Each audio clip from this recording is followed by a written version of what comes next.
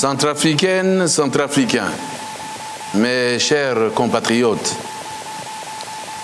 la Cour constitutionnelle vient de me proclamer réélu au premier tour de l'élection présidentielle du 27 décembre 2020 à 53,16%. Cette décision de la plus haute juridiction de notre pays clôt définitivement le contentieux électoral et doit marquer la fin des incidents qui ont émaillé le processus électoral. Je ne saurais comment vous exprimer toute la gratitude que me cause le renouvellement de votre confiance.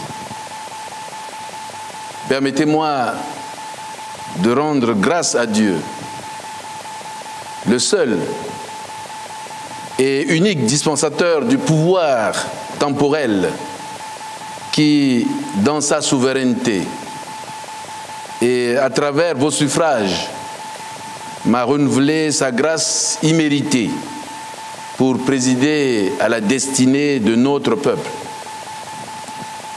À vous, mes chers compatriotes,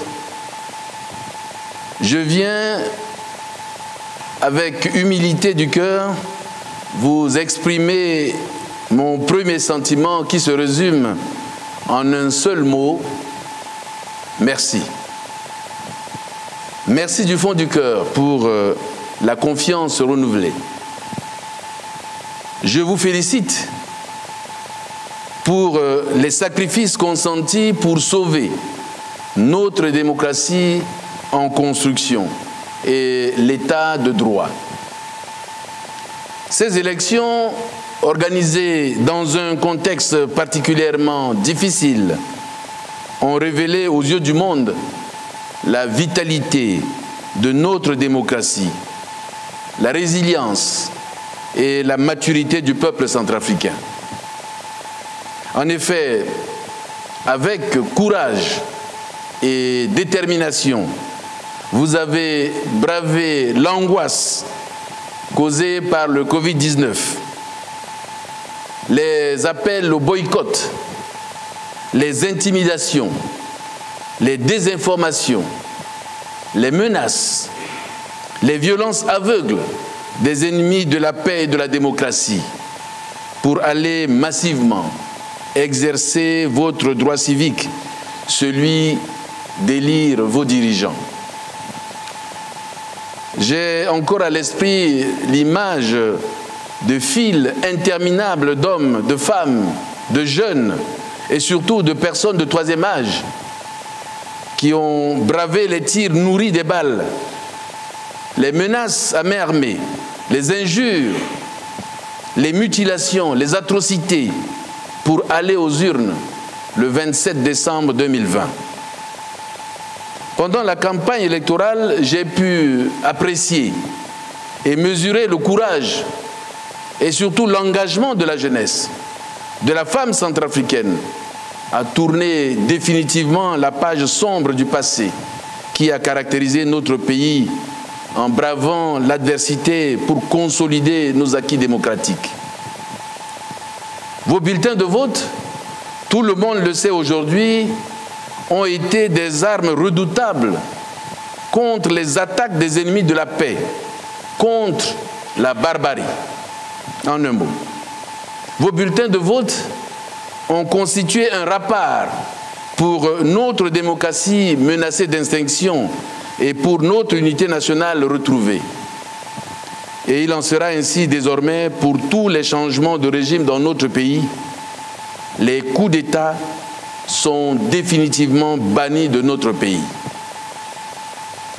Mais ces élections, vous le savez, nous le devons aussi et surtout à la mobilisation et au soutien sans faille de l'ensemble de la communauté internationale en faveur de la démocratie et de l'état de droit en République centrafricaine. Je voudrais ici exprimer ma gratitude et celle de toute la nation à l'ensemble de la communauté internationale, aux partenaires techniques et financiers, aux pays amis et frères qui ont soutenu, contre vents et marées, ce processus jusqu'au bout. Je tiens à remercier particulièrement l'Union européenne, partenaire historique et privilégié de la République centrafricaine, pour sa précieuse contribution au financement de ces élections groupées et pour les actions qu'elle mène en faveur du relèvement et du développement de la République centrafricaine à travers plusieurs programmes d'appui au secteur des services sociaux de base, la relance de l'activité économique, la stabilisation du pays et la reconstruction du tissu social qui contribue à l'amélioration de la qualité de vie de la population centrafricaine. Je voudrais également remercier les Nations Unies, représentées ici par la MINUSCA, pour le soutien sans faille apporté au processus électoral et surtout les sacrifices consentis par les soldats de la paix pour permettre aux Centrafricains d'exercer leur droit le plus fondamental, celui de choisir librement leurs dirigeants. Permettez-moi enfin de remercier mes frères et sœurs unis du mouvement des Cœurs Unis, les partis et associations alliés de la plateforme BEOCO et la Direction nationale de campagne pour leur mobilisation grandiose et leurs engagements patriotiques qui ont permis cette réélection. Une mention spéciale est réservée à la jeunesse, aux femmes réunies dans plusieurs associations et mouvements de soutien à notre candidature et dont les soutiens ont été déterminants. À vous tous, j'exprime ma profonde gratitude. Je tiens à préciser que cette victoire qui vient d'être proclamée n'est pas la victoire d'un camp sur un autre. Elle n'est pas la victoire d'un parti politique sur les autres. Elle est la victoire de la démocratie sur la dictature des armes. Elle est la victoire du bien sur le mal. Mes chers compatriotes, la campagne électorale est terminée.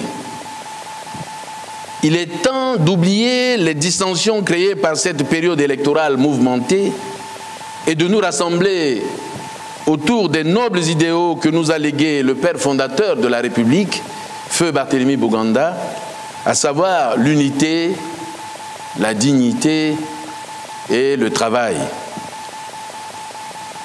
En me renouvelant votre confiance, vous avez voté pour la paix, pour le vivre ensemble, pour l'unité nationale, pour le développement et la prospérité de notre pays. Je suis profondément pénétré du devoir de père de la nation qui m'incombe et vous pouvez croire que je n'y faillirai pas. Je vous réaffirme ma détermination à œuvrer davantage et avec vous pour que notre pays tant meurtri retrouve définitivement le chemin de la paix, de la sécurité, de la concorde nationale, du vivre ensemble et de la prospérité. Aujourd'hui, je vous réaffirme que je suis le président qui rassemble toutes les filles et tous les fils de la République centrafricaine. Je suis le président de tous les Centrafricains, sans distinction d'origine politique, régionale, ethnique, religieuse, philosophique et sociale.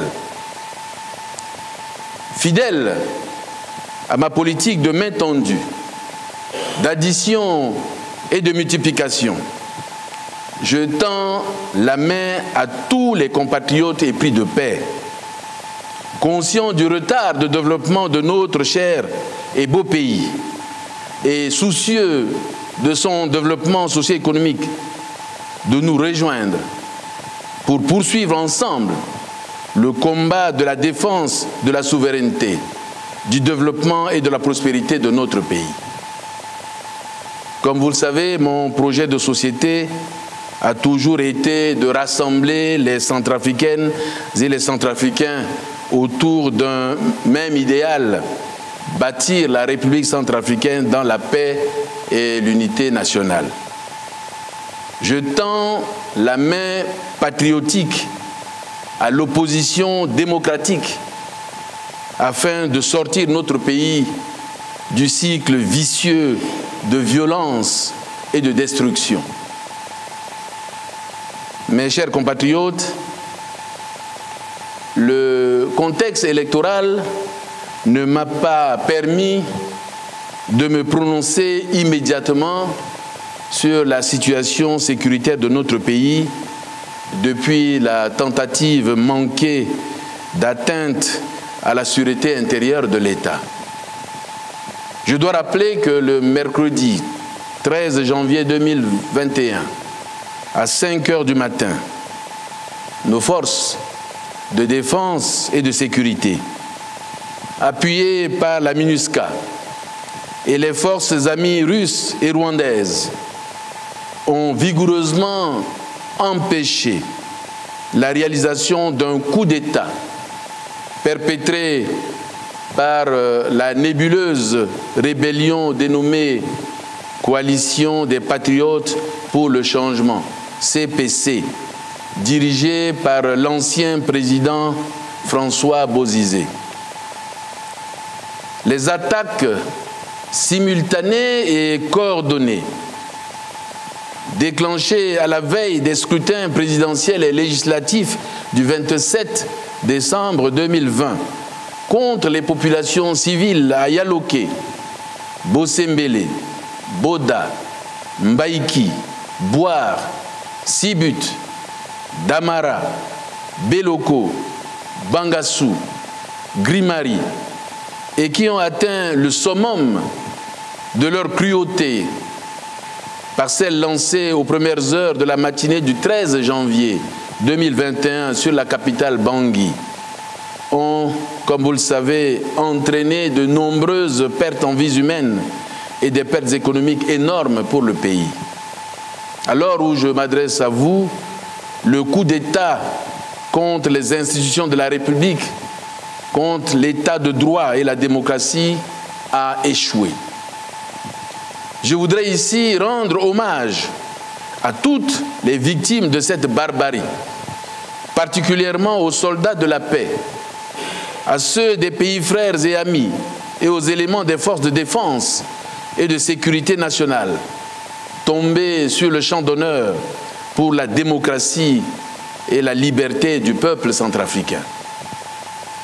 Je voudrais ici féliciter du fond du cœur nos forces de défense et de sécurité pour le courage, la bravoure, le patriotisme et le professionnalisme dont elles ont fait preuve en mettant hors d'état de nuire ces criminels sans foi ni loi qui veulent prendre notre pays en otage. Je voudrais remercier et encourager la MINUSCA, les forces spéciales amies russes et rwandaises pour leur appui aux forces de défense et de sécurité de notre pays, qui ont permis de contrer l'offensive rebelle et de protéger les institutions de la République. Je voudrais remercier l'ensemble de la communauté internationale qui a toujours été aux côtés du peuple centrafricain pendant les pires moments de son histoire pour la réprobation et la condamnation unanime de la tentative de blocage du processus électoral et de la tentative de coup d'État contre les institutions démocratiques de notre pays. Je remercie également la société civile, la conférence épiscopale centrafricaine, les organisations de la jeunesse et des femmes pour leur soutien indéfectible aux institutions de la République. Je voudrais particulièrement vous remercier et vous féliciter, mes chers compatriotes, pour le patriotisme et le courage exemplaire dont vous avez fait preuve depuis le début de cette nouvelle crise, en fournissant en temps réel des renseignements précieux sur les mouvements, les moyens et les stratégies des assaillants à vos autorités légitimes et aux forces de défense et de sécurité. Grâce à ces renseignements, nos forces, appuyées par les partenaires, ont pu mettre en déroute les assaillants. Mes chers compatriotes, j'ai fait le choix du dialogue et de la recherche permanente du consensus autour des questions d'intérêt national. Vous en êtes tous témoins. Et d'ailleurs, beaucoup de nos compatriotes, y compris ceux qui le réclament aujourd'hui à corps et à cri, me l'ont reproché. Mais j'ai tenu bon jusqu'à obtenir un accord politique pour la paix et la réconciliation avec les groupes armés, afin de mettre définitivement fin au cycle de violence qui ont plombé la chance de développement de notre pays. Au lendemain de mon investiture, nous allons poursuivre la réconciliation nationale afin de décrisper le climat politique pré- et post-électoral. Mes chers compatriotes, que personne ne vous trompe par de vaines paroles. Cette rébellion a été préparée minutieusement depuis l'exil de l'ancien président François Bozizé et devrait être exécutée dès le retour de celui-ci sur le sol centrafricain. Mais il lui fallait trouver un prétexte, même fallacieux, pour exécuter son plan machiavélique et à des fins purement personnelles et familiales. Ainsi, depuis son retour en décembre 2019, l'ancien président François Bozizé n'a eu de cesse de multiplier des provocations contre les institutions de la République. L'argument spécieux tiré de l'invalidation de sa candidature à l'élection présidentielle par la Cour constitutionnelle n'a été qu'un prétexte supplémentaire pour déclencher les hostilités préparées de longue date. Mes chers compatriotes, je tiens à rappeler qu'au terme de la constitution de notre pays, le coup d'État, la rébellion, la mutinerie et tout autre procédé non démocratique d'accession au pouvoir constitue un crime imprescriptible contre le peuple centrafricain. Aucun individu, fût-il général d'armée ou ancien président de la République, ne peut s'approprier la souveraineté nationale pour l'exercer par les armes. Ne nous trompons pas d'ennemis. Il faut éviter les amalgames. Nous savons tous que c'est l'ancien président François Bozizé qui a conçu la rébellion, réuni les moyens et mis le feu au pays. Bien sûr, avec les mercenaires étrangers qu'il a recrutés et ses alliés politiques que vous connaissez tous, pour satisfaire son ambition personnelle ou familiale. Une enquête judiciaire est ouverte pour permettre d'aboutir à la manifestation de la vérité. Les auteurs, co-auteurs et complices présumés de ces crimes imprescriptibles commis contre le peuple centrafricain seront recherchés, arrêtés et traduits devant les juridictions compétentes. Je vous exhorte donc à observer le calme, la retenue et à demeurer vigilant, car l'ennemi n'est pas encore totalement vaincu. Je vous exhorte enfin à reprendre le travail, à vaquer librement à vos occupations quotidiennes et à ne pas céder à la peur pour éviter l'effondrement de notre pays. Vous le savez, les conséquences immédiates de ces violences aveugles et du blocage du corridor Bangui-Garamboulaye sont la pénurie et la flambée des prix des produits de première nécessité sur l'ensemble du territoire et la privation de la population des services sociaux de base tels que les écoles et les hôpitaux. Je vous exhorte instamment à continuer à soutenir par tous les moyens nos forces de défense et de sécurité ainsi que la MINUSCA et les forces spéciales russes et rwandaises jusqu'à la victoire finale sur les forces du mal. Vous pouvez faire confiance à vos autorités, à vos forces de défense et de sécurité, à la MINUSCA et aux forces des pays amis et frères venus combattre à nos côtés pour la démocratie et les droits de l'homme.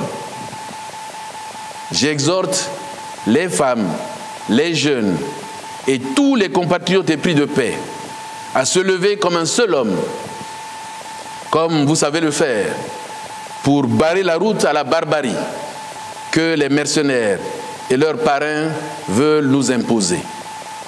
La République centrafricaine, dois-je le rappeler, est notre avenir commun.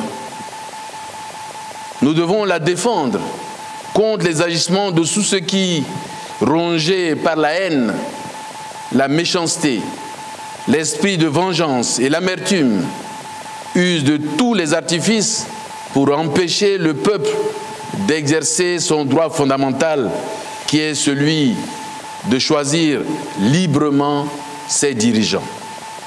Vive la démocratie pour que vive la République centrafricaine. Que Dieu bénisse la République centrafricaine et son peuple. Je vous remercie.